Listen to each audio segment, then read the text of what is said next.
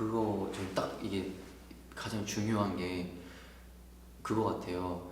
제가 짧은 그 연극 활동을 했지만은 생각보다 이 졸업을 하고 나서도 계속 제가 페스티벌도 많이 나가서 참가도 많이 했었는데 생각보다 그 아티스트끼리 만난 지점이 없더라고요.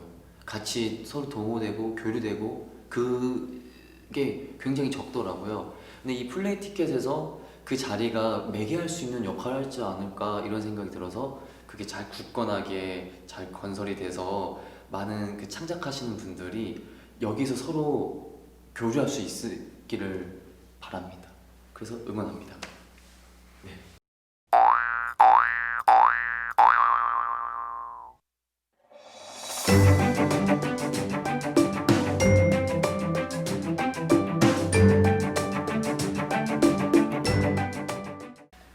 안녕하세요. 저는 29살 김동국이라고 합니다.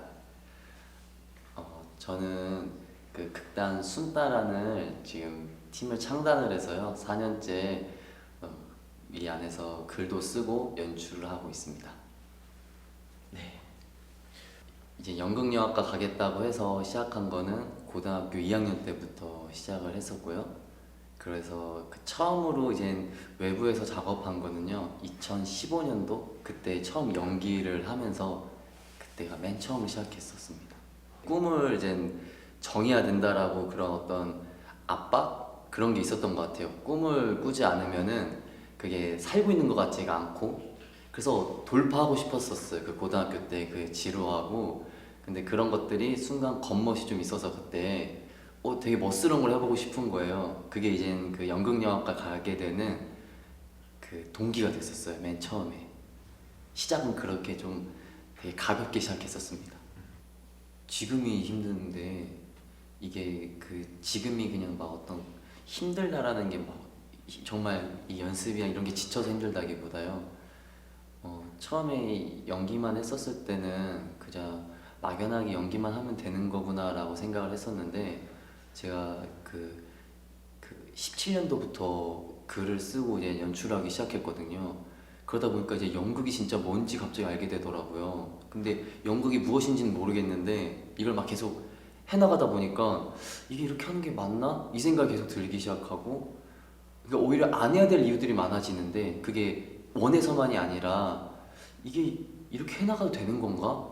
그냥 소비만 되는 거 아닌가? 이런 것들이 계속 질문이 쌓이더라고요. 그러니까 뭔가를 더 선택해야 될 것 같고 근데 그것을 선택하지도 못하겠고 하는 것은 재미는 있는데 여기서 되게 엄청 모순적인 부분들이 많이 생기더라고요. 그래서 지금이 이걸 왜 해야 되지? 그러면서도 하고 싶어지는 그런 것이 좀 많이 힘들더라고요. 이 어떤 계속 생각을 하게 되다 보니까 전 그게 가장 힘들더라고요. 그 오늘 갑자기 느꼈는데요. 그러니까 이것도 이제 지원서를 다시 쓰기 위해서 아이디어를 두고 있었던 작품이 있었어요. 그게 다큐멘터리 영화였는데 이게 또 책으로 나와서 제가 좋아하다 보니까 이 책을 또 읽기 시작했는데요. 갑자기 막 뛰더라고요, 가슴이요. 그러니까 그동안 해왔던 것들이 뭔가 지치면서도 다시 또 운동력이 되더라고요.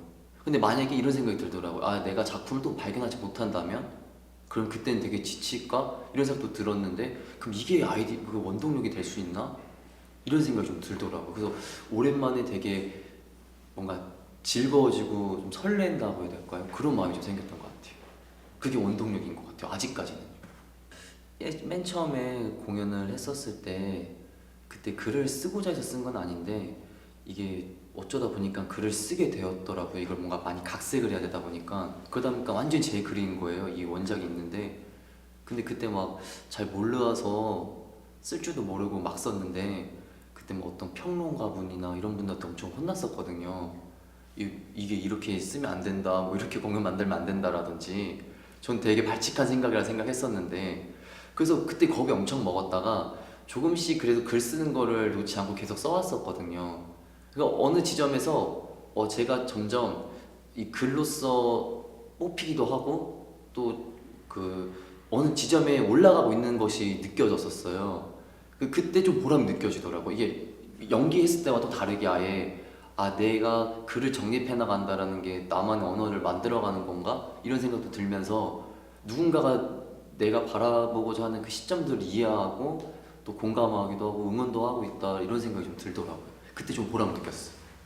저는 그래서 오늘 이 그 멘트를 받고 나서 좌우명을 좀 고민을 해봤었어요. 근데 저는 좌우명이 없더라고요.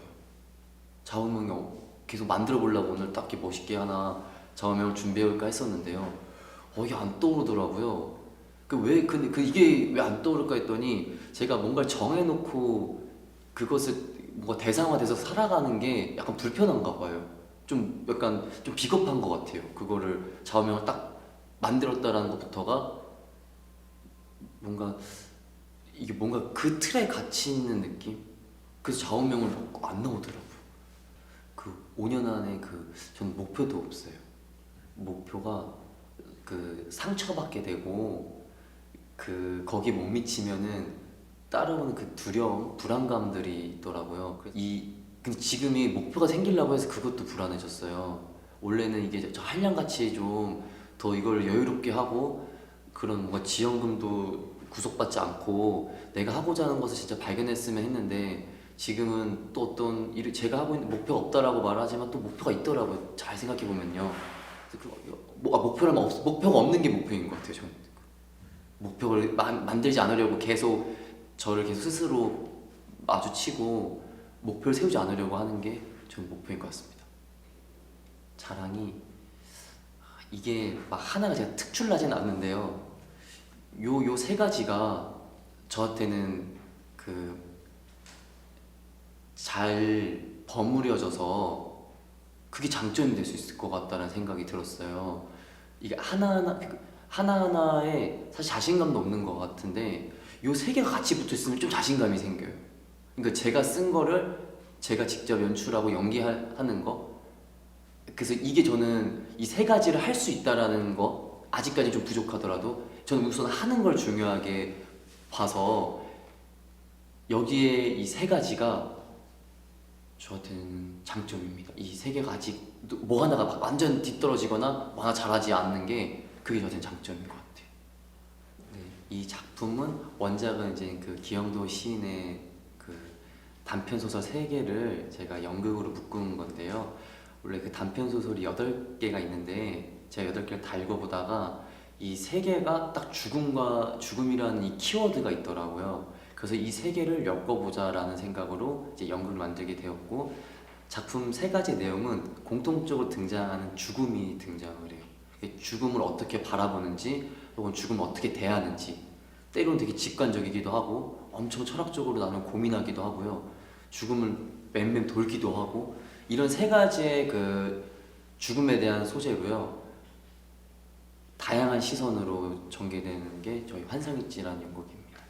이 인상적인 게 전 딱 아무래도 그 에피소드가 3개다 보니까 딱 3개가 떠오르긴 하더라고요. 그 겨울의 끝이라는 그 연극에서는요. 마지막에 그 윤국이라는 인물하고 승우라는 인물이 만나는데 그게 서로 윤국은 형이 죽었고요. 승우는 6남매의 다 집안 내력이라서 죽음을 겪고 있어요. 근데 이 죽음이 대하는 바라보는 시점이 2명이 딱 만나요. 그래서 그 모습이 되게 인상 깊더라고요. 자기가 가지고 있는 죽음을 바라보고 이 둘은 나누고 있구나 얘기를. 저는 막 상상이 안 되더라고요 이게요. 그래서 저렇게 죽음이 무엇일까? 죽음 앞에 그리고 내 경험 속에서 간접적으로나마 내 가족들이 죽음을 목격하고 겪었을 때 저렇게 얘기할 수 있을까? 죽음을 저렇게 말을 할 수 있을까? 라는 게 너무 인상이 확 오더라고요.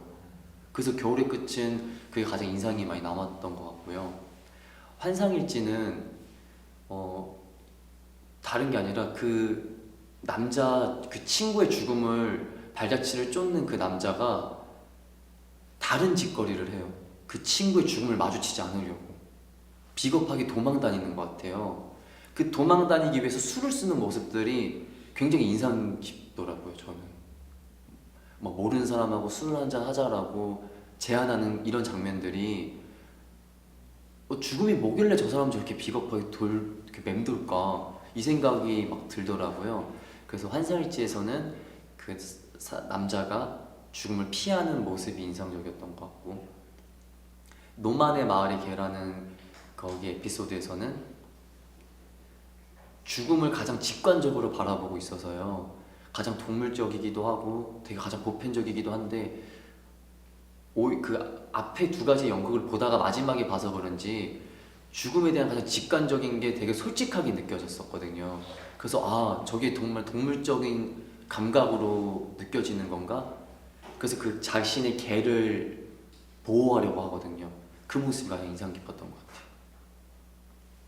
이게 이 관람 포인트가 사실 제가 이 연습을 통해서 해결하지 못한 것 때문에 그것을 관객분들이 이렇게 보는 분들이 계시더라고요. 이 앞에 에피소드랑 두 번째 에피소드가 이어지는 거냐? 저는 절대 이어지는 게 아니다. 이게 관전 포인트인 것 같습니다.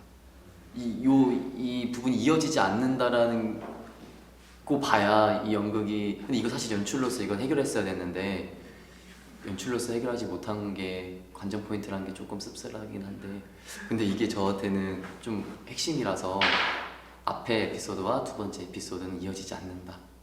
이게 관전 포인트입니다. 지금 가장 떠오르는 거는 그 제가 썼던 것을 연출할 때도 그렇고 제가 쓰지 않은 것도 그렇고 또 배우들한테 계속 얘기하는 부분이 그 아주 작은 단위가 뭐냐 이것만 따지는 것 같아요. 그러니까 서로 등장을 해서 대사 말고 처음에 만나는 것들 그 아주 작은 거 촘촘하게 만들어가는 거 그게 제 연출 방식인지는 모르겠지만요. 오히려 그 연기 방식일 수도 있어서 근데 그게 저는 또 연출 방식이라는 생각이 아직까지는 좀 강하게 남아 있어서요. 그 작은 단위를 계속 발견하는 거, 그 작은 단위 때문에 많은 것들이 다 흐트러지기도 하니까 그 작은 단위가 우리가 가고자 하는 것이 무엇인지 그것만 따지는 것 같아요. 그거에서 그 저희가 연습을 시작해서 끝날 때까지 그걸로만 바라보고 그걸로 끝을 내거든요. 저는 그게 저한테 연출 방식의 포인트.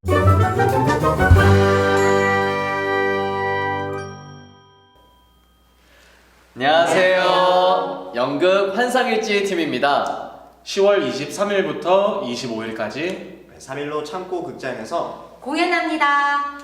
많이 보러 오세요. 아, 예매는 플레이 티켓에서.